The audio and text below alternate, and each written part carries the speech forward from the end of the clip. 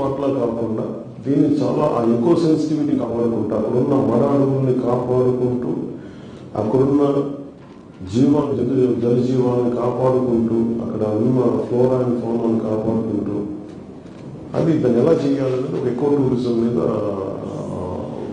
ఆ నేపథ్యంలో దాన్ని ఎంత కాపాడుకోవాలి దాని మీద ఒక బలమైన ప్రెజెంటేషన్ జరిగింది. దాన్ని ముందుకు తీసుకెళ్తాం.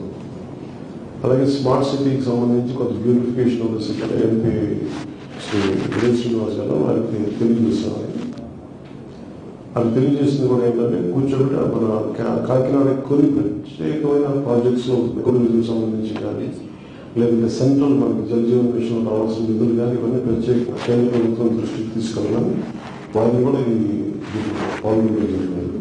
ఏవైతే పాయింట్స్ రేస్ చేసామో ఇప్పుడు రాజధానికి వెళ్ళినా మన దేశ రాజధాని ఢిల్లీకి వెళ్ళి అక్కడ వారి దృష్టికి తీసుకెళ్ళాలి.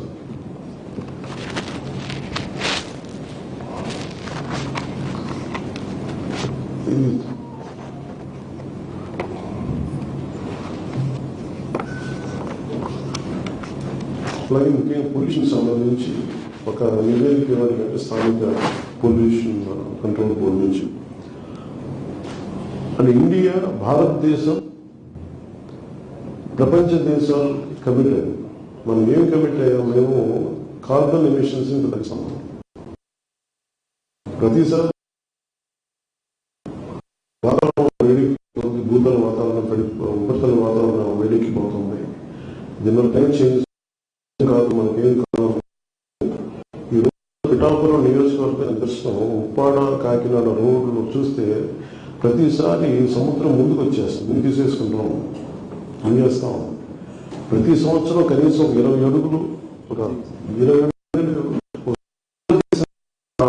ఆ ఇల్లు ఉన్నట్లేదు బొగ్గు చేస్తాం. కనీసం నాకు తెలుసు మనం మాట్లాడుతూ ఉంటే సంవత్సరంలోనే ఎకరం ముందుకు వచ్చేసింది నీళ్ళు. సో మనకి క్లైమేటిక్ చేంజెస్ ఎలా ఇంపాక్ట్ ఉన్నాయి అనేది చూడవచ్చు. అలాగే హోప్ ఐలాండ్ కూడా చూడవచ్చు.